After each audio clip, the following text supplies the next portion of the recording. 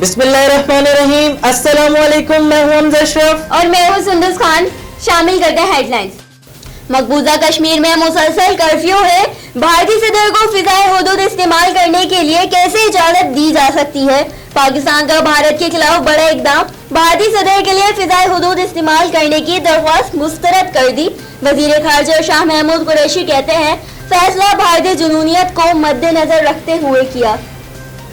اسلام آباد میں پاکستان، افغانستان اور چین کے درمیان مذاکرات کا تیسرا روز. سیکیورٹی اور دہشت گردی تعاون مستمد 5 نکات پر اتفاق. شاہ محمود قریشی کہتے ہیں مذاکرات مثبت اور تعمیری رہے. وزیر خارجہ نے کہا پاکستان اور افغانستان کے درمیان تعلقات امن و استحکام اہم ہے. طالبان امن معاہدے کے بعد اس پر عمل بھی کریں گے.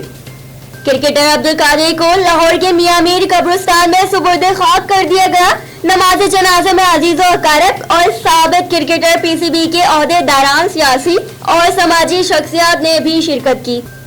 بھارت نے جارحیت کی تو منہ توڑ جواب دیں گے. شیخ رشید کی پھر مودی سرکار کو للکار. کہا مشکل گھڑی میں کشمیریوں کے ساتھ کھڑے ہیں. جنگ کی غلطی کی تو آخری جنگ ہوگی. کرپٹ سیاست دانوں نے پیسے واپس کرنا شروع کر دیے ہیں. عمران خان کی قیادت میں جلد پاکستان کی قسمت بدلے گی. محرم الحرام کے موقع پر خصوصی سیکیورٹی کے انتظامات. فیصل آباد میں موبائل سروس معطل، رابطوں میں مشکلات کا سامنا. کراچی، لاہور اور فیصل آباد میں ڈبل سواری پر پابندی ہوگی. جج Arshad Malik video scandal case میں بڑی پیش رفت. ویڈیو سے بلیک میل کرنے والے مقدمے میں ایف آئی اے کو 3 ملزمان کے خلاف ثبوت نہ مل سکے. ناصر جنجوعہ، خرم یوسف اور غلام جیلانی کو عدالت نے بری کر دیا.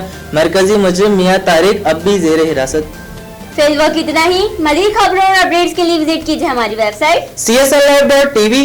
اس کے علاوہ آپ ہمیں فیس بک اور ٹویٹر پہ بھی جوائن کر سکتے ہیں. دیکھتے رہیے CSN.